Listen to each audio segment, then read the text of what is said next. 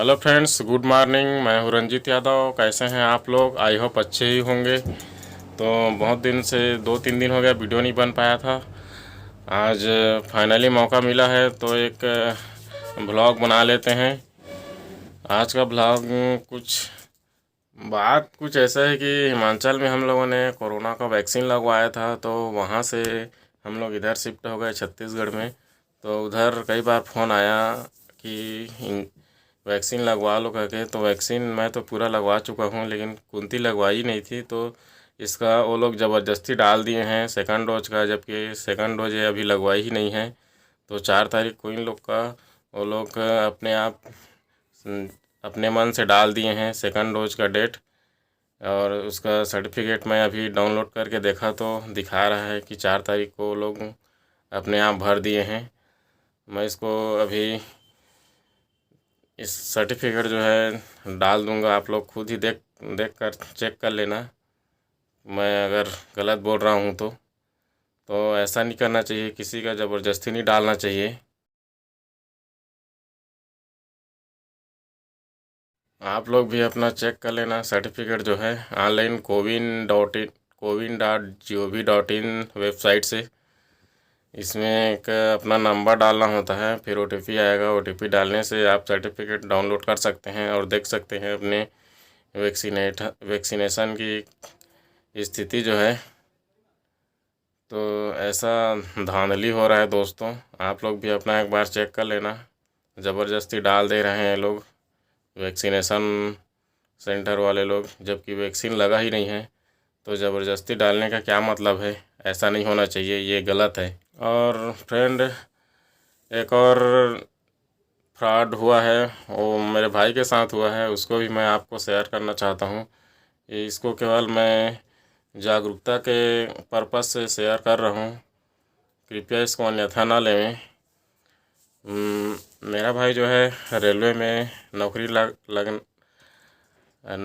लगाने के नाम पर किसी दलाल ने उसे ठग लिया और लगभग 70-80 हज़ार रुपया वो अपने मुंह से बोल रहा है कि उतना ले चुका हूँ मैं।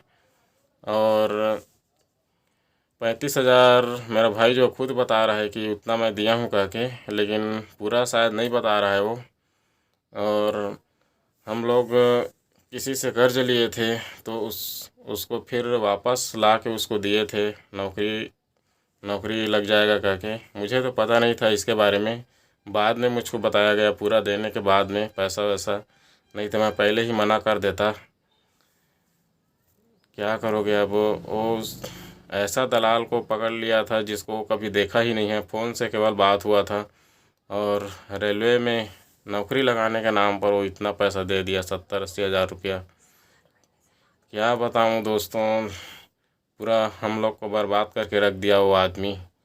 तो मैं चाहता हूं कि हमारे साथ तो ऐसा हो चुका, तो किसी और के साथ ऐसा ना हो। इसी उद्देश्य से मैं ये जानकारी शेयर कर रहा हूं। और आप लोग भी कि कभी भी ऐसे दलालों, जालसाजों, ठगबाज के बहकावे में ना आएँ, और कभी भी रेलवे में सरकारी नौकरी के नाम पर किसी को भी 1 रुपया ना दें। ये रेलवे में सरकारी नौकरी जो है अपने मेहनत पर ही पूरा डिपेंड होता है। तो मैं चाहता हूं कि आप लोग कभी भी किसी भी दलाल के झांसे में ना आएँ, और कभी भी किसी को नौकरी के नाम पर 1 रुपया भी ना देवें। केवल रेलवे में ही नहीं, किसी भी जगह भी आप लोग, सरकारी नौकरी हो या प्राइवेट जॉब हो, कभी भी किसी को पैसा देकर जॉब ना करें, क्योंकि आप इसमें मुसीबत में पड़ सकते हैं। आप अपनी मेहनत की कमाई किसी को भी ऐसे व्यर्थ में ना दें। मेरे इसको शेयर करने का बस यही उद्देश्य था कि हम लोग के साथ जो हुआ वो हो चुका, आप लोग के साथ, किसी के साथ भी ऐसा ना हो। अखबार जो है राजस्थान साइड से है, वो मेरे भाई को लगभग 7-8 महीने से बात कर रहा था, और मुझे इसके बारे में कुछ भनक भी नहीं लगा। वो लोग अपने आप ही गुप्त रूप से बात कर रहे थे, और मुझे बहुत पूरा पैसा वैसा देने के बाद में मुझे फ़ोन करके बताया मेरा भाई कि मैं अब क्या करूं। तो मैं उसे बहुत डांटा कि पहले क्यों नहीं बताया, अभी बता रहा है करके। लेकिन अब क्या करें, अब हो चुका। पुलिस के पास भी गया था। भाई जो है जो पुलिस बोला कि पुलिस थाने में सर बोले कि हम क्या कर सकते हैं, अगली बार से ऐसा मत करना बोले, और वो ऐसा बोल के उसको भाई को भगा दिया। क्या करोगे यार। मेरा भाई और डैड अभी भट्ठे में कमाने गए हैं, और उसी भट्ठे से कमा कर वो लोग 30-35 हज़ार जो रुपये लाए थे, वो कर्ज हम लोग का गांव में ही कर्ज है, तो उसको छूटने के लिए दे दिए थे। तो फिर नौकरी के नाम पर फिर उसको मांग कर पैसे को दे दिए उस दलाल को, तो पूरा पैसा फंस गया और वो लोग फिर बाहर चले गए हैं अभी।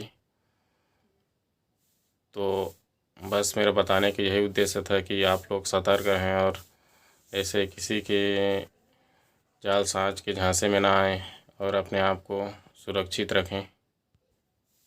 और एक बार हम लोग पेपर का जो कटिंग होता है ना, उसमें छोटा छोटा जॉब के बारे में दिया होता है क्लासीफाइड में कि 10,000 15,000 रुपये तक लिखा रहता है जॉब के लिए। तो उसी पेपर में जो कटिंग होता है उसी को देखकर मैं भी एक बार चला गया था अपने 4-5 दोस्तों के साथ, जोधपुर गया था। तो हम लोग के साथ वहाँ जाने के बाद फिर पैसे का डिमांड किया गया, लगभग 3-4 हज़ार रुपये।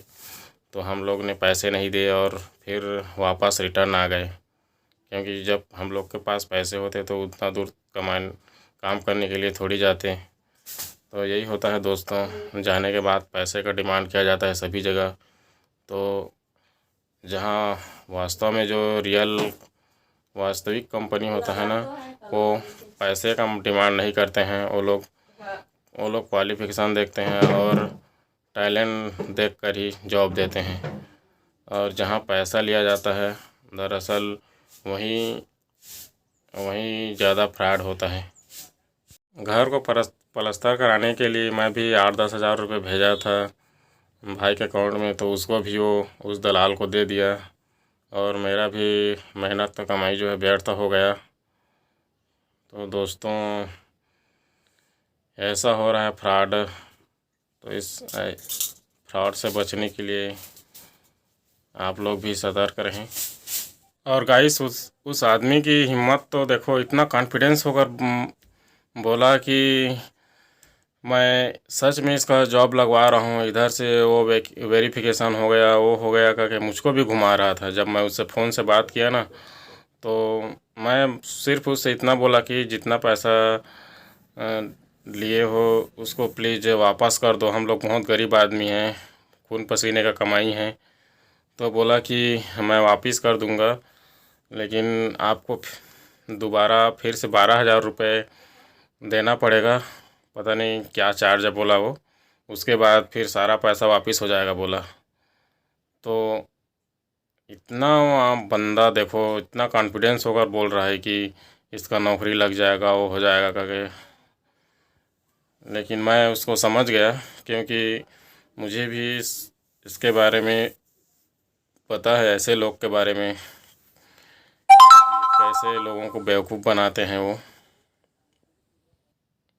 उसका नंबर भी है मेरे पास, राहुल शर्मा नाम से आ रहा है उसका ट्रू कॉलर से, जब मैं उसको कॉल किया तो बंदा देखो शर्मा नाम से है। और भारतीय समाज में उन लोग को एक प्रतिष्ठित समाज के रूप में देखा जाता है। अगर वो वाकई शर्मा है तो बहुत ही शर्म की बात है।